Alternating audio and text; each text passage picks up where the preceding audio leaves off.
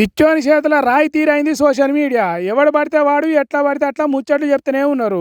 రాసే రాతలు కూసే కూతలు చెప్పే మాటలు తప్ప ఒప్ప అనేది పక్కకు పెట్టి ఇష్టం ఉన్నట్టు చేస్తున్నారు. వాళ్లకు అడ్డు అదుపు అనేదే లేకుండా పోయింది.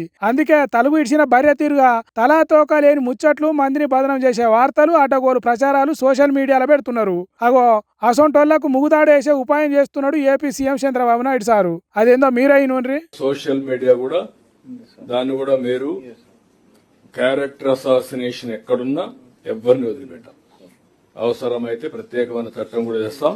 అదే మరి 16 years కూడా వర్కౌట్ చేస్తున్నారు. అది కూడా ఒకసారి హోంవర్క్ చేసి అది కూడా తీసుకొస్తే ఎక్కడ కూడా ఇష్టానుసారంగా విచ్చలు పెడతారం మాత్రం ఉండడానికి వీల్లేదు. అంతే సారు, ఇడిచిపెట్టద్దు. ఈపులు సాపయ్యే పని చేయాల్సిందే సారు. ప్రజలు ఓట్లేస్తే గెలిచిన నాయకుడు అనే మర్యాద లేకుండా ఎవరి ఇష్టం వాళ్ళే అన్నట్టు చేస్తే ఊకోవద్దు సారు.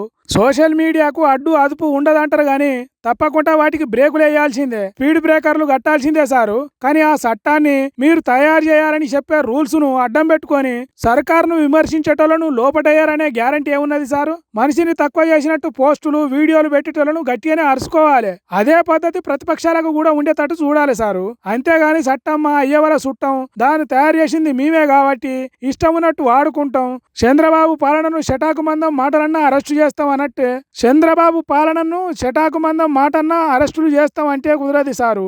ఒకవేళ నిజంగానే రాజకీయాలలో ఉన్న లీడర్లను కొందరు కావాలనే గలీజ్ కామెంట్లు పెడితే అందరి మీదే చర్యలు తీసుకోవాలి. అంతేగాని మనది సంసారం మందిది వ్యభిచారం అన్నట్టు చేయొద్దు అని కోరుకుంటున్నారు. చంద్రబాబు సారు గురించి, సారు పాలనా పద్ధతి గురించి తెలిసిన ఏపీ పబ్లిక్.